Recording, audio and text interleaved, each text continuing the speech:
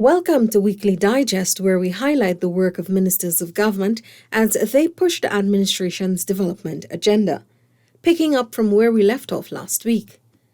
Senior citizens in Region 10 are elated to have received government's one-off $25,000 pension grant, which was delivered to them by Minister of Human Services and Social Security, Dr. Vindhya Prasad, on Monday. The one-off pension grant is one of government's initiatives to aid pensioners during the pandemic. Distribution centres in the region included Amelia's Ward, Kumaka, Watuko, Wisma, Bayrock and Mackenzie. The cash grant, along with the 2022 pension booklets, will be distributed until October 22nd. In addition to the one-off pension grant, Minister Prasad also delivered on her promise to provide spectacles for vulnerable residents of Kumaka. Minister Prasad also distributed some 200 food hampers to residents of Mobilisa, Chiney Road, Silver Hill and Bamia, all part of government's support to citizens during the pandemic. The Ministry of Amerindian Affairs has distributed 15 tractors to various villages in Region 8. The exercise was conducted by Minister Pauline Sukai during a recent visit to the region. The minister says the tractors will boost development and enhance operations in areas such as agriculture, transportation and forestry, among others. So the tractor is not only meant to support agriculture, but when you get road building contracts too, it is useful for fetching road material. It is useful to rent the contractors. So it is useful for many things, for transportation, for expanding agriculture, for forestry, for hire, etc. It is a versatile heavy-duty machinery. The villages that received the tractors include Bamboo Creek, Cheongmouth, Itabak, Kanapang, Kejo, Kurkubaru, Chusining and Yawang. Minister of Health Dr. Frank Anthony on Monday accepted a donation of an oxygen-generating plant for the Infectious Diseases Hospital at Liliendal. The donation was made by the Hindu Swayam Sevak Sangh and Siwa Guyana during a virtual media conference. Minister Anthony, who noted that the purchasing of oxygen for the intensive care unit at the health institution was very costly, was more than pleased with the donation. As you know, the COVID-19 hospital at Liliendal, we do have close to 200 beds, and we have been buying oxygen for that facility. Our ICU setup there, we have moved it from about 8 beds to now about 52 beds, and therefore providing constantly the amount of oxygen is a very expensive exercise. Once that is up and running, it would substantially decrease the costs that we'll have at the COVID hospital to provide oxygen. The Ghana Livestock Development Authority on Wednesday relaunched its artificial insemination program for small ruminant animals. The resuscitation of the program will allow hundreds of livestock farmers nationwide to increase their production, thus enabling them to better provide for their families. During the launching ceremony at the GLDA head office, Monrepo, Minister of Agriculture Zulfikar Mustafa said the initiative is being expanded at a time when Ghana is on demand by international investors. We are moving, and we are moving rapidly in advancing the agenda of food security in CARICOM and different parts of the world. Last week I was able to do a presentation from an investor all the way from Nigeria who has interest in coming to Guyana to invest. That shows that Guyana agriculture agenda is moving apace. Following the launching ceremony, Minister Mustafa also joined in the celebration at the National Agricultural Research and Extension Institute in Nari, where the first edition of Ghana's Fruits and Vegetable booklet was launched. The objective of the booklet is to capture the pre-harvest and post-harvest practices, safe handling and processing of fruits and vegetables. So we made a commitment in April. We knew for a fact that a number of farmers, stakeholders, persons who are involved in agriculture were looking forward for the announcement we have made at that time to bring out this booklet. And from April to now, I think it's a remarkable achievement in bringing out this booklet so that we can disseminate the informations. Residents on the east coast of Demerara can now enjoy better accessibility as government invested $377.4 million to develop roads in Enmore, Buxton, Annandale and Monrepo. Minister of Public Works Bishop Juan Edgell and team visited the various communities on Wednesday to get a first-hand look at the roadworks. Minister Edgell said the roads are being done with monies remaining from the 4-lane East Coast Road, which was executed by China Railway First Group Company Limited and the government's intervention. You would have seen those roads that are being connected are main access roads to villages, roads that carry you to community centers, schools, health center, high-use facilities and high-use thoroughfares we have paid attention to. And that is part of our development program. The construction of the roads form part of the government's manifesto promise of creating a greater accessibility for Guyanese. Minister Edgell said the aim is to replicate the same kind of accessibility nationwide.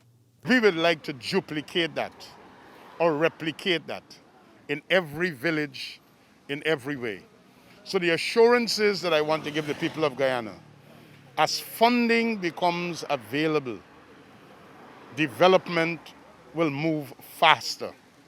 We can get more done as we get more money. So we have the political will, we have the engineering experience, we have the capacity, and we are working on phasing that based upon the adequacy of funding. Minister within the Ministry of Public Works, Deodat Indar, today rebuffed the contractor working on the Chedijagan International Airport, which had requested an extension of its deadline for it to complete additional works on the port. The company, China Harbor Engineering Company, has asked for a deadline extension to April 2022, but Minister Indar insists that the work, which is currently at the progress level of 20%, should be completed this year. The minister visited the port to get an update on the progress of works after he received complaints about it and other related developments. We're not discussing any extension. On the 15th of November of this year, the engineers will go back and they will do a certificate of completion, which is to determine progress works. At that point, we will know exactly what percentage completion, what are the issues, and then we'll have that discussion, but not now. I want to make sure that just cause is shown, and try your best as a company. You have 120 workers here to ensure that you push the work. The minister expressed particular concern about the pace of the project given multiple timeline breaches. He said that a lot of work went into negotiating solutions with the contractor. When we first came into government, we had a lot of reservation, but constant discussion with the contractor, meetings, inspections, a lot of work and energy went into it to get it moving along. It's not going as you would like it to go, the speed that you would like it to go, but it is going.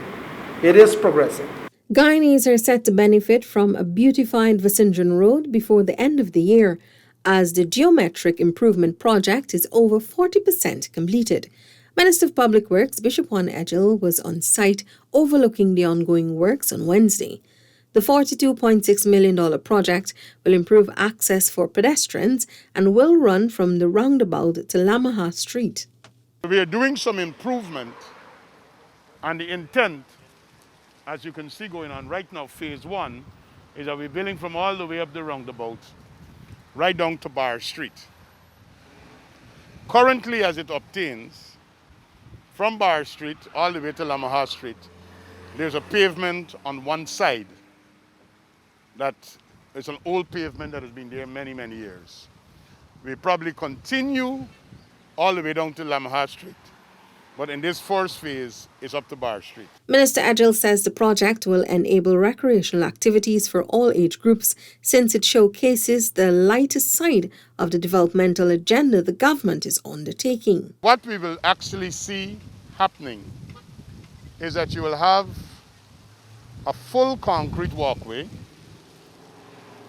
eventually with lights, at sections down, seats for sitting, from the edge of the road to the walkway. We will be doing an earthen shoulder for the encouragement of growing of grass. And eventually what you will have is from that end of the street to that end of the street is one big open space that at any one time you could host a major activity. Significant infrastructural works are also underway on the River Dam at Charity Region 2. This project, valued at $89 million, was awarded to Aden Dam Holdings and is expected to be completed within 6 months. Regional Vice Chairman Hummus Odit, in an invited comment, told DPI the road network is one of the region's most important thoroughfares to offload goods, hence the urgency to address this issue. About 450 meters will be done in reinforced concrete, while 350 meters will be in asphalt. Since 2015, the Charity River Dam has been sinking despite all efforts to build and reinforce it. During high tides, the Pomeroon River would usually overtop the dam, contributing to flooding in the area, which would threaten residents' livelihood. Meanwhile, in addition to the Charity River Dam, construction on the Queenstown Nursery School is now in its final stages. The $31.7 million project is being built next to the Queenstown Primary School. There is urgent need for medics in the workforce, especially in hinterland communities. Minister of Health Dr. Frank Anthony made this statement on Thursday during the orientation of 36 students who will undergo the 2021-2025 medics program. We really need you urgently in the workforce and urgently in the community. When we designed this program, it was with the intention that we can get to every single community in our country. But to do that, we have to train more people and get them closer to where they need to serve. The health minister told the group that his ministry will ensure that primary health care is improved across the country. Meanwhile, Dr. Anthony says there is no revaccination policy in Ghana at this time for persons who took the Sputnik V vaccine. He made the statement during Friday's COVID-19 update. The World Health Organization, in a recent report, said it was near to resolving issues in Russia's Sputnik V COVID-19 vaccine, however, has not given a date for a potential emergency use listing. At this point in time, the government does not have a revaccination policy. We're not encouraging it at this point in time because right now I think a lot of people are concerned about travel to the United States.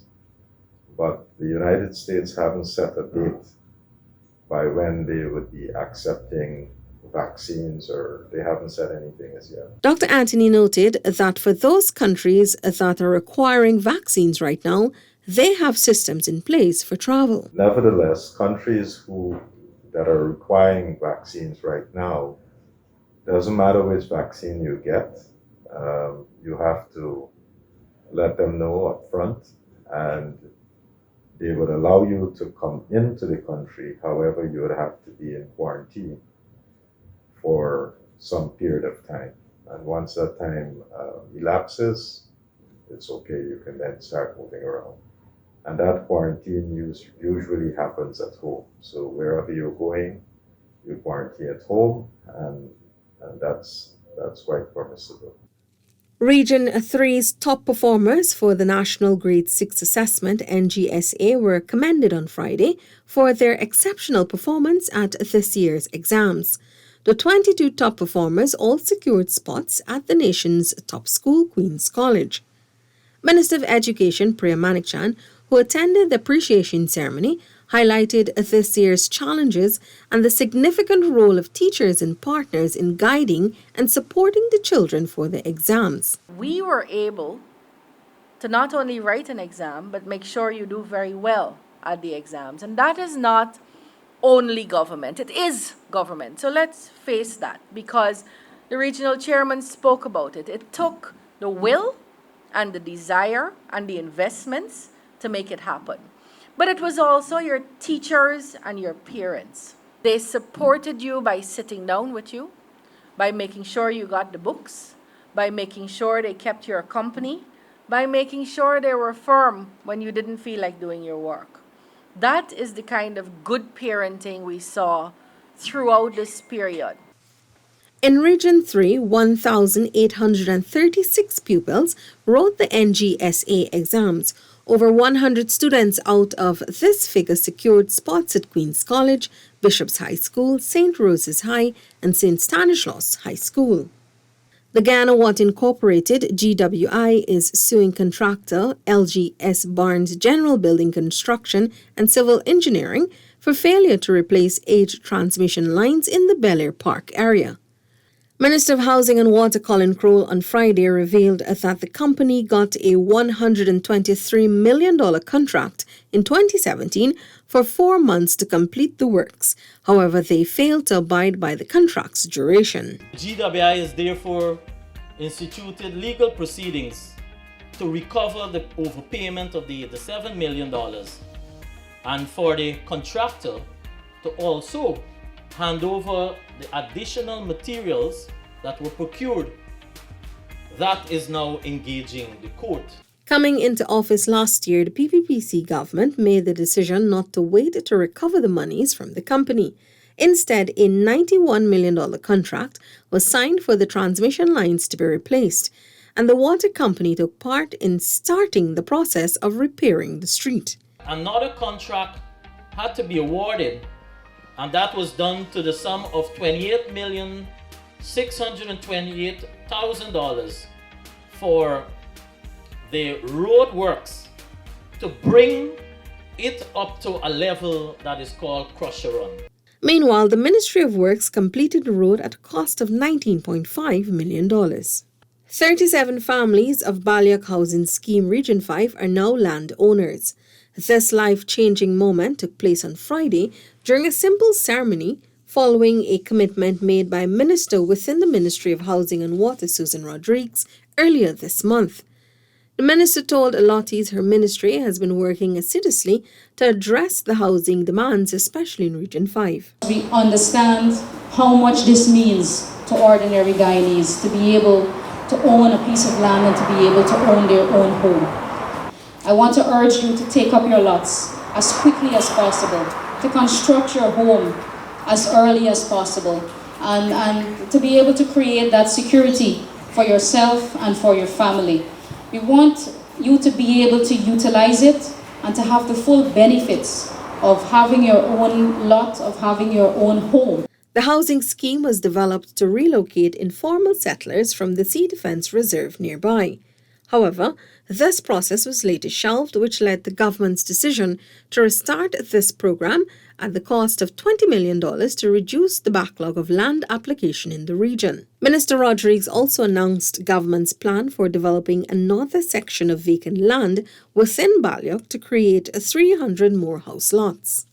This region has over 3,500 outstanding applications, and so we have to work assiduously to ensure that we make house lots available.